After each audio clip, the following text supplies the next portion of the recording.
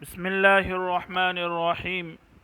الحمد لله رب العالمين والعاقبة للمتقين والصلاة والسلام على سيد المرسلين وعلى آله وأصحابه ومن تبعهم بإحسان إلى يوم الدين. عزیز طلبہ، ہم حروف معانی کا بیان پڑھنے جا رہے ہیں. فصل فی تقریر حروف المعانی.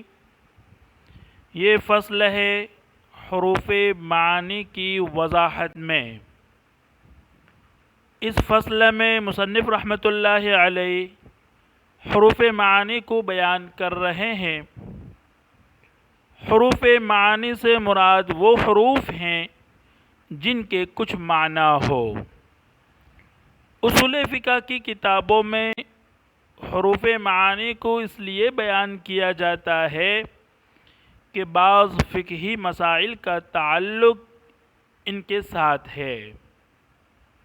حروف معانی بہت سارے ہیں. ان میں سے سب سے پہلے مصنف علیہ الرحمہ واو کو بیان کر رہے ہیں. مصنف نے فرمایا الواو للجمع المطلقی.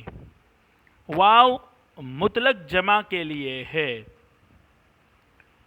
واو جمع کے لیے ہے یعنی معطوف علیہ کے لیے جو حکم ہے وہی حکم معطوف کے لیے بھی ہے.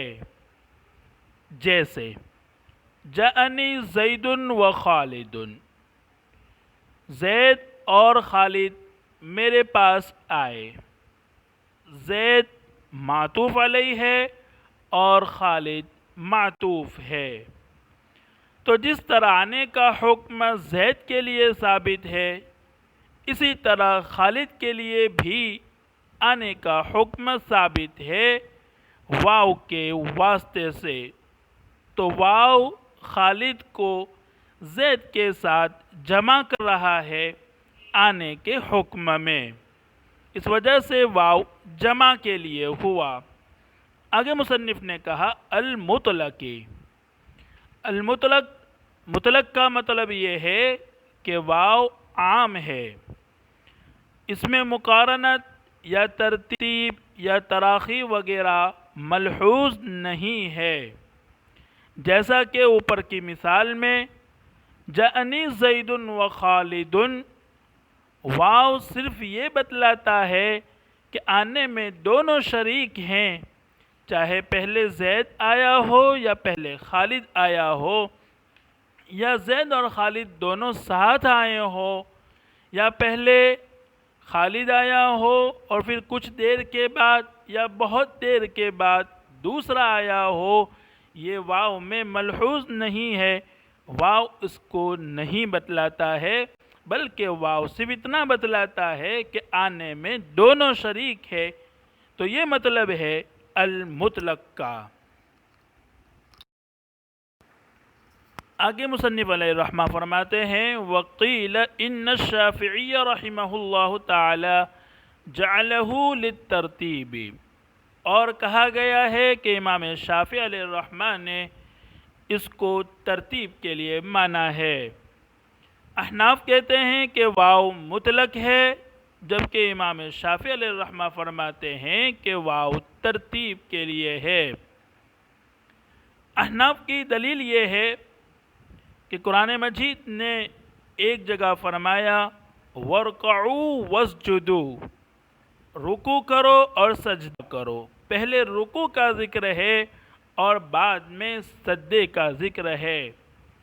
جبکہ دوسری جگہ حضرت مریم سے کہا گیا یا مریم اقنتی لربکی واسجدی وارکعی. اس میں پہلے سجدے کا ذکر ہے اور بعد میں رکوع کا ذکر ہے. حالانکہ نماز میں یا تو رکوع مقدم ہوگا یا سجدہ مقدم ہوگا، کوئی بھی ایک ہی مقدم ہوگا.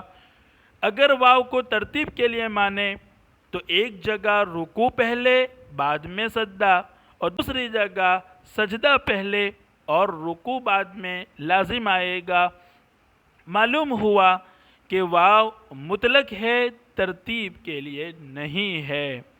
اسی طرح ائمہ لغت، ائمہ نحو، اہل عرب واو کو مطلق جمع کے لیے ہی مانتے ہیں۔ یہ احناف کی دلیل ہے۔ امام شافعی علیہ الرحمہ کی دلیل یہ ہے کہ حضور اکرم صلی اللہ علیہ وسلم نے ارشاد فرمایا، صحابہ نے پوچھا کہ حضور ہم سعی کہاں سے شروع کریں؟ تو آپ نے فرمایا ابدؤوا بما بدأ اللہ تعالی، کہ تم شروع کرو جہاں سے اللہ رب العزت نے شروع فرمایا ہے، اور اللہ رب العزت نے فرمایا ان الصفا والمروۃ من شعائر اللہ۔ لہذا اس سے معلوم ہوا کہ ترتیب ضروری ہوگی، کیونکہ حضور اکرم صلی اللہ علیہ وسلم نے خود فرمایا کہ شروع کرو جہاں سے اللہ رب العزت نے شروع فرمایا ہے۔ احناف شوافع کی دلیل کا جواب یہ دے رہے ہیں کہ یہ آیت ان صفا والمروۃ صرف دونوں کو شعائر ہونا بتلا رہی ہے، ترتیب نہیں بتلا رہی ہے، اور جو ترتیب ضروری ہے وہ تو حضور کے فرمان کی وجہ سے ہے کہ حضور نے فرمایا ابدؤوا بما بدأ اللہ تعالی، کہ تم شروع کرو جہاں سے اللہ نے شروع فرمایا ہے۔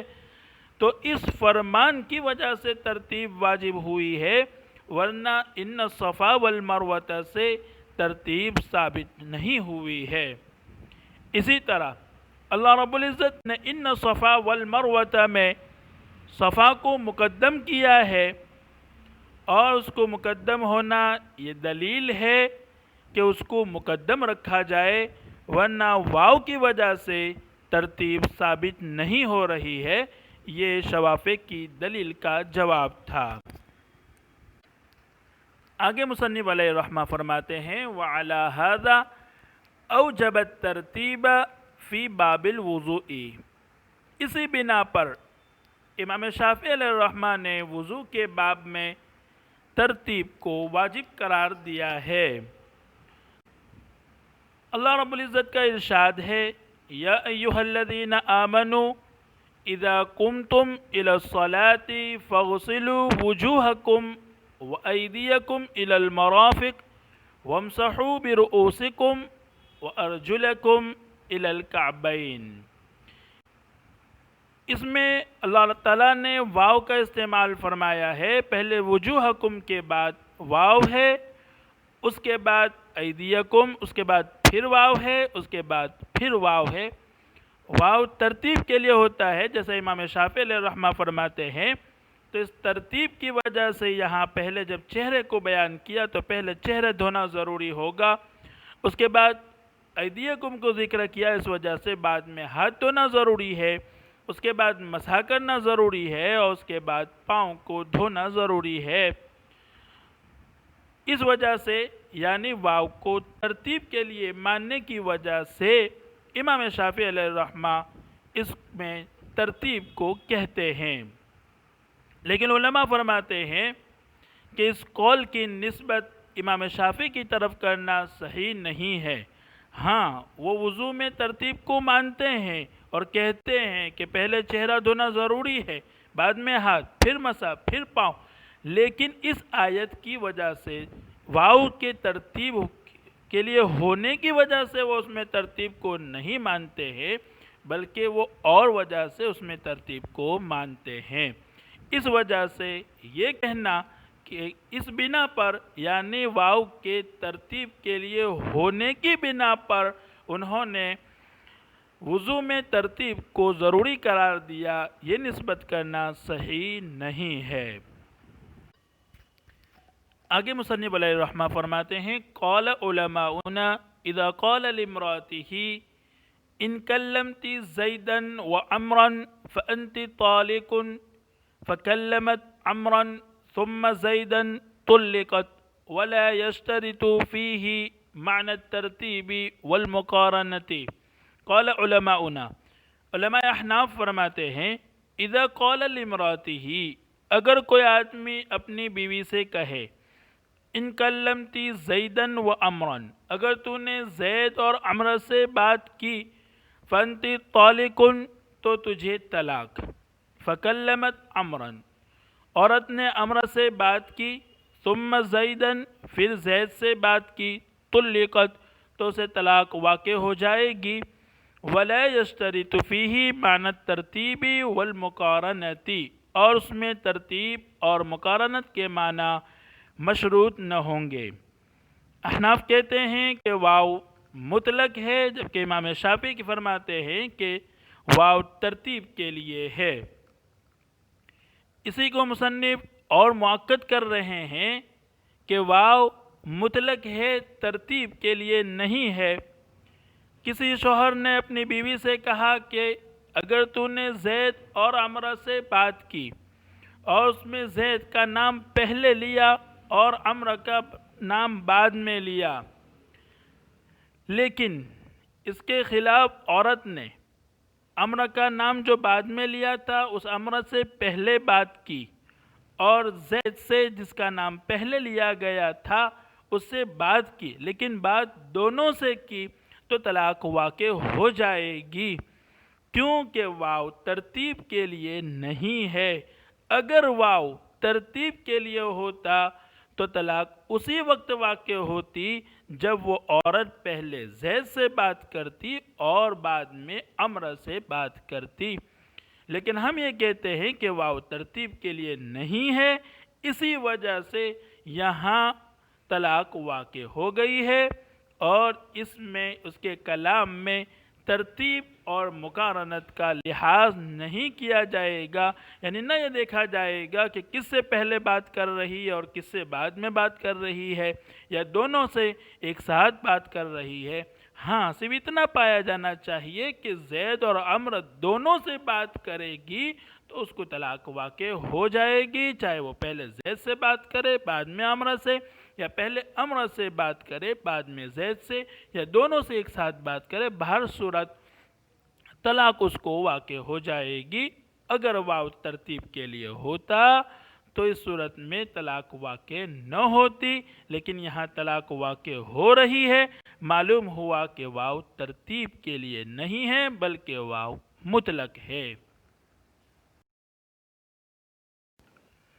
مصنف آگے اور ایک مثال دے کر اس بات کو مؤکد کر رہے ہیں کہ واو مطلق ہوتا ہے، ترتیب کے لیے نہیں ہوتا۔ چنانچہ مصنف فرما رہے ہیں وَلَوْ قَالَ، اور اگر شوہر اپنی بیوی سے کہے ان دخلتی هذه الدار، اگر تو اس گھر میں داخل ہوئی، وهذه الدار، اور اس گھر میں داخل ہوئی، فأنت طالق، تو تجھے طلاق ہے، فدخلت الثانیة، پہلے وہ دوسرے گھر میں داخل ہوئی، ثم دخلت الاولى، پھر وہ پہلے گھر میں داخل ہوئی، طلقت، تو اس کو طلاق واقع ہو جائے گی۔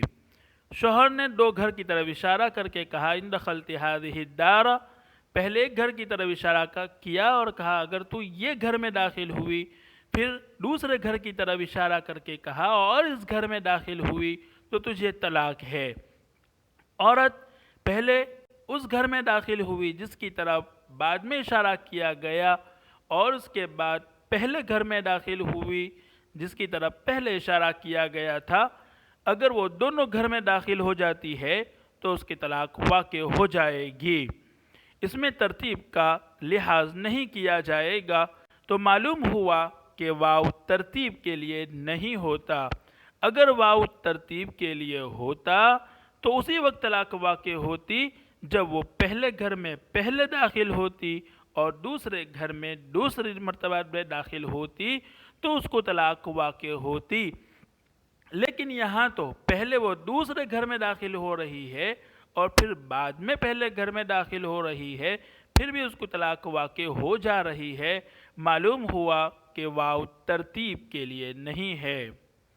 آگے مصنف علیہ رحمہ فرماتے ہیں قال محمد رحمہ اللہ، امام محمد رحمۃ اللہ علیہ نے فرمایا اذا قال، جب شوہر اپنی بیوی سے کہے ان دخلت الدار، اگر تو گھر میں داخل ہوئی، وانت طالق، اور تجھے طلاق ہے، تطلق فی الحال، تو اسی وقت طلاق واقع ہو جائے گی۔ وَلَوِ اقْتَضَىٰ ذَلِكَ تَرْتِيبًا، اور اگر وہ یعنی واو ترتیب کا تقاضا کرتا، لَتَرَتَّبَ الطَّلَاقُ بِهِ عَلَى الدُّخُولِ، تو طلاق دخول دار پر مرتب ہوتی اس کی وجہ سے، یعنی واو کی وجہ سے۔ وَيَكُونُ ذَلِكَ تَعْلِيقًا، اور وہ طلاق اس وقت معلق ہوتی، لا تنجیزاً، نہ کہ فوری واقع ہوتی۔ مصنف علیہ الرحمہ اور واو مؤکد کر رہے ہیں اس بات کو کہ واو مطلق ہوتا ہے، ترتیب کے لیے نہیں ہوتا۔ چنانچہ کسی شوہر نے اپنی بیوی سے کہا، ان دخلت الدار وانت طالق، اگر تو گھر میں داخل ہوئی اور تجھ کو طلاق ہے تو طلاق فوراً واقع ہو جائے گی۔ یہاں ان دخلت الدار یہ معطوف علیہ ہے اور انت طالق معطوف ہے، اور معطوف علیہ میں دونوں کلام مستقل ہوتے ہیں۔ معطوف علیہ بھی مستقل کلام ہوتا ہے اور معطوف بھی مستقل کلام ہوتا ہے۔ تو انت طالق کی وجہ سے چونکہ وہ مستقل کلام ہے، فوراً اس کو طلاق واقع ہو گئی، اور کہنے والے کا قول ان دخلت الدار یہ لغو، بیکار اور مہمل ہو جائے گا، اور تمام لوگ اسی کے قائل ہیں کہ ہاں اس کو طلاق واقع ہو جائے گی۔ اگر واو ترتیب کے لیے ہوتا جیسا کہ امام شافعی علیہ الرحمہ فرماتے ہیں، تو اس صورت میں ان دخلت الدار یہ شرط ہو جاتا اور انت طالق یہ جزا ہوتی، اور اس وقت معنی یہ ہوتا اگر تو گھر میں داخل ہوگی تو تجھے طلاق، تو اس صورت میں فوراً طلاق واقع نہ ہوتی، بلکہ اس صورت میں اگر وہ گھر میں داخل ہوگی تو طلاق واقع ہوگی۔ لیکن کوئی بھی نہیں کہتا کہ یہاں دخول دار پر طلاق معلق ہوگی، بلکہ تمام لوگ یہی کہتے ہیں کہ طلاق اسی وقت واقع ہو جائے گی۔ معلوم ہوا کہ واو ترتیب کے لیے نہیں ہے، بلکہ واو مطلق ہے۔ یہ بیان تھا الواو للجمع المطلقی، کہ واو مطلق جمع کے لیے ہوتا ہے۔ آگے ہم انشاءاللہ اور واو کبھی حال کے لیے ہوتا ہے اس کو دیکھیں گے۔ السلام علیکم ورحمۃ اللہ وبرکاتہ۔